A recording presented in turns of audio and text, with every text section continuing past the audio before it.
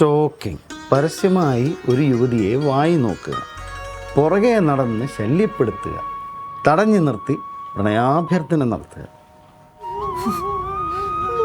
നീയൊക്കെ എന്ത് ധൈര്യത്തിലാടാ എൻ്റെ സ്റ്റേഷൻ പരിധി കിടന്ന് ഇമാതിരി കളികൾ കളിക്കുന്നത്?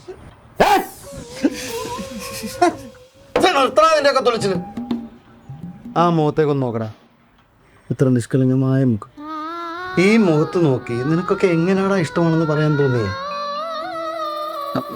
അങ്ങനല്ല, പറയടാ, നീക്ക് എന്തിനാടാ ഇവരുടെ പുറകെ നടക്കുന്നത്?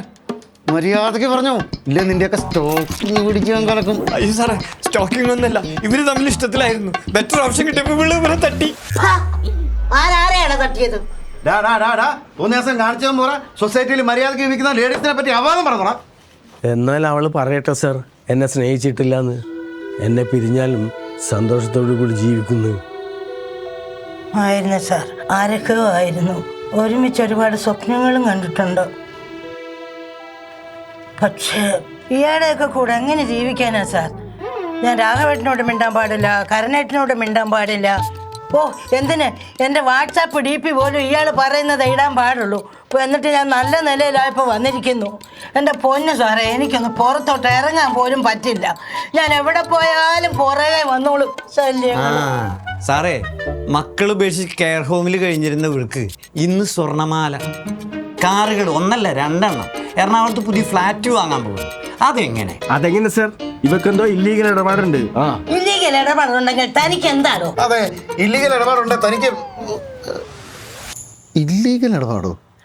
സാർ, ഇതൊക്കെ എനിക്ക് ഗോഇസിയിൽ നിന്ന് കിട്ടുന്ന പൈസയാണ് സാർ. ഗോഇസിയോ? അതെ സാർ, എൻ്റെ റിട്ടയർഡ് ഫണ്ട് കൊണ്ട് ഞാൻ ഒരു EV ചാർജിങ് സ്റ്റേഷൻ തുടങ്ങിയിട്ടുണ്ട് സാർ. ഇപ്പൊ നല്ല പ്രോഫിറ്റും കിട്ടുന്നുണ്ട്. അതുകൊണ്ടാണ് സാർ ഞാൻ ജീവിക്കുന്നത്. പച്ചക്കള്ളം സാറേ, ഒരാഴ്ചയായിട്ട് ഞങ്ങൾ ഇവളുടെ പുറകിൽ തന്നെ. ഒരു EV സ്റ്റേഷന്റെ പരിസരത്ത് പോലും ഇവള് വന്നിട്ടില്ല. ഞങ്ങൾക്ക് ഉറപ്പാ സാറേ, ഇവള് പച്ചക്കള്ള പറയും. എടാ മണ്ട, അതിന് ഫുൾ ടൈം ഞാൻ അവിടെ പോയി ഇരിക്കണമെന്നൊന്നുമില്ല.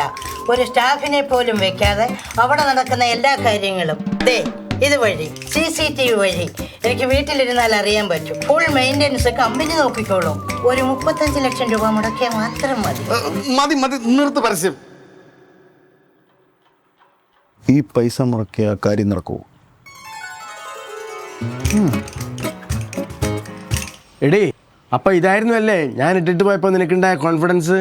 അതേടാ, ആരുമില്ലാത്തവർക്ക് ഗോയേശ ഉണ്ടടാ. ഇനി നിങ്ങൾ ആരെങ്കിലും ഈ മാഡത്തിന്റെ പുറകെ നടന്ന് ശല്യപ്പെടുത്തുമെന്ന് ഞാൻ ഒരു കാര്യം, വാട്സപ്പിലെ ബ്ലോക്ക് ഒന്ന് മാറ്റി തരുമോ Padmam?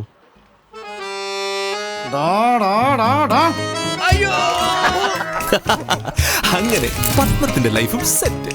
Go easy, your EV partner.